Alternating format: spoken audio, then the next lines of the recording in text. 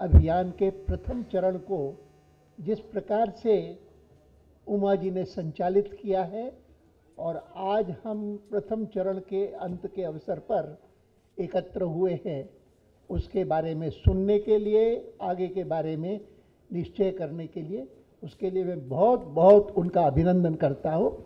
और मुझे विश्वास है कि अब तक जितनी चर्चा हुई है उसके आधार पर मैं व्यक्तिगत अपनी नहीं लेकिन आप सबकी भावनाओं को प्रकट कर रहा हूँ। वैसे मैं इस बात से परिचित हूँ कि नदी के तट पर रहने वाले सभी लोग उस नदी के साथ कितनी आत्मीयता का अनुभव करते हैं। मैं सिंध का निवासी हूँ और इसीलिए पहली बार जब मुझे ये अनुमान लगा कि सिंधु के दर्शन करने के लिए मुझे कोई कराची और हैदराबाद, सिंध और सक्खर और रोहिणी जाना नहीं पड़ेगा, लेकिन सिंधु तो भारत में है, सिंधु केवल सिंध में नहीं है। मैं 1976 था, 96, हाँ 96 के लोकसभा चुनाव के लिए जम्मू कश्मीर गया चुनाव प्रचार के लिए और जम्मू में जाना, श्रीनगर में जाना, उनमें जाना हुआ। उसके बाद लद्दाख गया और लद्दाख जब लेह पहुंचा, वैसे मुझे लोगों ने बताया था कि बहुत सर्दी होती है, मैं इसीलिए जो लोग हम गए थे वहाँ पर वो सब तैयारी करके गए थे। लेकिन जब लेह के एयरपोर्ट पर पहुँचा 96 में, तो वहाँ का कलेक्टर आया और कलेक्टर ने आकर के मुझे कहा कि मैं क्षमा याचना करने आया हूँ आपके पास, क्योंकि आपकी पार्टी के लोगों ने सर्किट हाउस में बुकिंग किया था आपके ठहरने का, लेकिन अचानक राज्यपाल आ गए और जिसके कारण राज्यपाल के लिए एक्सक्लूसिव छोटा सा वो सर्किट हाउस है, उनके लिए पूरा उसके लिए करना पड़ा।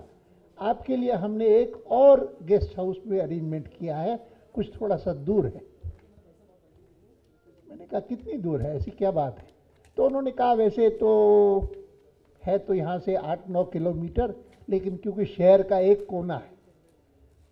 मैंने कहा कोई दिक्कत नहीं, उसमें क्या है, 8-9 किलोमीटर कोई बड़ी दूर बात नहीं। मैं गया वहाँ पर और वहाँ जाने पर जैसे ही उस गेस्ट हाउस में बाहर बालकनी में गया तो देखा नीचे से एक छोटी सी स्ट्रीम जा रही है, नदी। वहाँ जो काम करने वाला था उससे पूछा, मैंने कहा ये नदी है? तो कहा हाँ नदी है, ये इंडस है। सिंधु नहीं कहा, उन्होंने इंडस कहा। मैंने कहा अच्छा सिंधु यहाँ? तो उन्होंने कहा हाँ, मानसरोवर से निकलती है और फिर लद्दाख में आती है भारत में सबसे पहले, और लद्दाख में आकर के पूरे लद्दाख को पार करके और फिर भारत और पाकिस्तान के बीच में जो लाइन ऑफ कंट्रोल है उस लाइन ऑफ LOC पर जाकर के फिर पाकिस्तान चली जाती है। मैंने कहा अच्छा ये तो अच्छा, हमारे आज मैं चुनाव अभियान के लिए आया लेकिन सिंधु के दर्शन हो गए, और मैं इसके बाद तो मैं कोशिश करूंगा कि हर वर्ष जो लोग सिंध के हैं वो कम से कम सिंध न जा सके तो यहाँ कम से कम आकर के सिंधु के दर्शन करें। और तब से लेकर के हर साल वहाँ पर सिंधु दर्शन का कार्यक्रम होता है।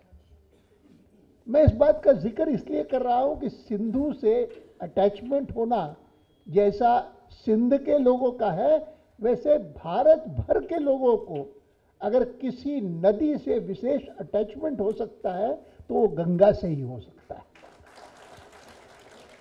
मैं आपको बता सकता हूं, मैं पिछले दिनों में इंडोनेशिया गया था और इंडोनेशिया में, ये कुछ महीने पहले की बात है, और इंडोनेशिया में जब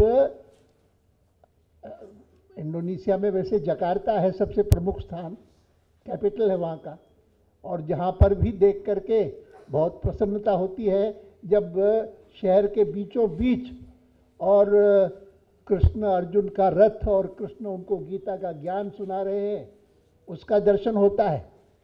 लेकिन मैं जब बाली गया तो बाली में जिनमें ठहरे थे वहाँ पर जो एक वो होती है ना बग्गी, जिसपे ये अपनी छोटी सी चलाते हैं और उसमें इधर से उधर जाना, हाँ हाँ, वो कार्ट जो छोटी सी होती है अपनी, क्या कहते हैं उसको, जैसे अपनी एयरपोर्ट पर भी रहती है वो, तो वो ड्राइवर जो उसका था वो हिंदू था। बाली में हिंदू बहुत मान्यता है, और वो हिंदू था। उसको पूरी देर मुझसे पूछता था कि आप तो दिल्ली से आए। मैंने कहा हाँ। गंगा कितनी दूर है वहाँ से? वो बार बार पूछे गंगा कितनी दूर है। और तब मुझे ध्यान आया कि हम गंगा का गंगोत्री से जल लेकर के और रामेश्वरम चढ़ाने गए थे। वो अगर जल जो है हम अपने साथ यहाँ ले आते। प्रतिभा को मैंने कहा अच्छा होता हम जल लाते यहाँ पर, तो उनको गंगा जल दे सकते थे और उनको कितनी खुशी होती। मुझे अंदाजा होता था उसके पूछने के ढंग से।